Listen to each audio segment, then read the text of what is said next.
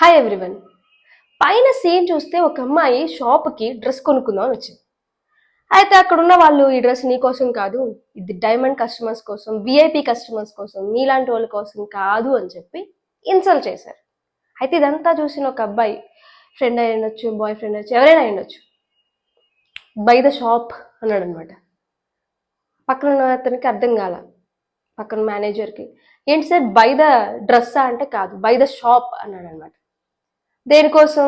ఆ అమ్మాయి హ్యాపీనెస్ కోసం. రియల్ లైఫ్లో అలా జరగదు. అమ్మాయిలు అట్లాంటి హోప్స్ ఏం పెట్టుకోవద్దు.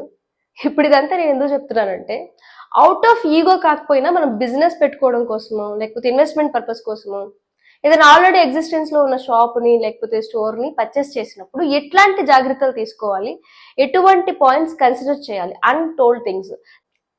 వ్యాలిడ్ జిఎస్టీ, యాక్చువల్గా జిఎస్టీ ఉందని చెప్తారు, కానీ వ్యాలిడ్ జిఎస్టీయా? ఆ రోజు డేట్ వరకు జరిగిన సేల్కి మొత్తం అంతా జిఎస్టీ పే చేశారా లేదా? లేదు అంటే నెక్స్ట్ టైం మీకు పడుతుంది burden. Next, specific financial transactions. Income tax వెబ్సైట్లో లాగిన్ అయ్యి కొన్ని ట్రాన్సాక్షన్స్ ట్రిగ్గర్ అవుతాయి. ఏ ట్రాన్సాక్షన్స్ ట్రిగ్గర్ చేయాలి అని చెప్పి ఇన్కమ్ ట్యాక్స్ డిపార్ట్మెంట్కి తెలుసు. ఆ ట్రాన్సాక్షన్స్ ని స్పెసిఫిక్ గా నోట్ చేసి పెట్టుకుంటుంది, ఈ రెండుని చూసుకుందాం వీళ్ళు ఇన్కమ్ ట్యాక్స్ రిటర్న్ ఫైల్ చేయకపోతే అని చెప్పి. ఆ ట్రాన్సాక్షన్స్ ఏమైనా ఉన్నాయా, specific financial transactions, more than 10 lakh transactions కానీ, లేకపోతే high amount of credit card bills pay చేయటం కానీ, లేకపోతే high amount of electricity bill అయినా సరే, లైసెన్స్ అంటే లేబర్ లైసెన్స్ కానీ, షాప్ అండ్ ఎస్టాబ్లిష్మెంట్ లైసెన్స్ కానీ, ట్రేడ్ లైసెన్స్ కానీ, ఇవన్నీ ఎప్పుడు కూడా ఓనర్ పేరుతో ఉంటుంది. బిజినెస్ పేరుతో కంటే ఓనర్ పేరుతో ఉంటుంది. సో మనం ఇప్పుడు నెక్స్ట్ ఓనర్ కాబట్టి, ఫ్రెష్ ఓనర్ కాబట్టి మనం ఇవన్నీ ఫ్రెష్ గా అప్లై చేసుకోవాలి. Shop and establishment license, trade license, labour license, ఇవన్నీ. ప్రీవియస్ ఓనర్కి ఆల్రెడీ ఉంది, ఆ బిజినెస్ నే నేను తీసుకున్నాను, క్యారీ చేస్తే సరిపోతుంది అనుకోవద్దు. మన పేరుతో మళ్ళీ మనం ఫ్రెష్ గా అప్లై చేసుకోవడం అనేది ఉత్తమం. నెక్స్ట్, స్టోర్ కానీ షాప్ కానీ యూజువల్ గా ఆ బిల్డింగ్ కొంతమంది రెంట్కి తీసుకుంటారు, కొంతమంది ఓన్దే ఉంటుంది.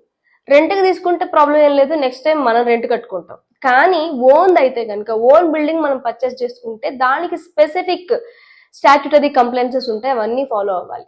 లైక్ స్టాంప్ డ్యూటీ పే చేసి మనం బిల్డింగ్ సపరేట్ గా పర్చేస్ చేయడం కానీ, లేదా టీడీఎస్ కంప్లైన్సెస్ ఫాలో అవటం కానీ, ఇవన్నీ చాలా ఉంటాయి. Stock valuation, as on date మనం ఏ రోజు అయితే సేల్ చేస్తామో ఆ డేట్ కి స్టాక్ ఎంత ఉంది, ఆ స్టాక్ ని ప్రాపర్ గా వాల్యూ చేసి డాక్యుమెంట్ చేసుకోవాలి. ఎందుకు అంటే జిఎస్టీ ఐటీసీ మనం క్లెయిమ్ చేసుకోవడానికి యూజ్ అవుతుంది ఆ స్టాక్. ఈ డౌట్స్ క్లారిఫికేషన్స్ అడుగుతారో లేదో నాకు తెలియదు, కానీ ఒక్క క్వశ్చన్ మాత్రం ఖచ్చితంగా ఒక్కదైనా అడుగుతారు, ఏంటి అంటే పై డ్రామా నేమ్ ఏంటి అని.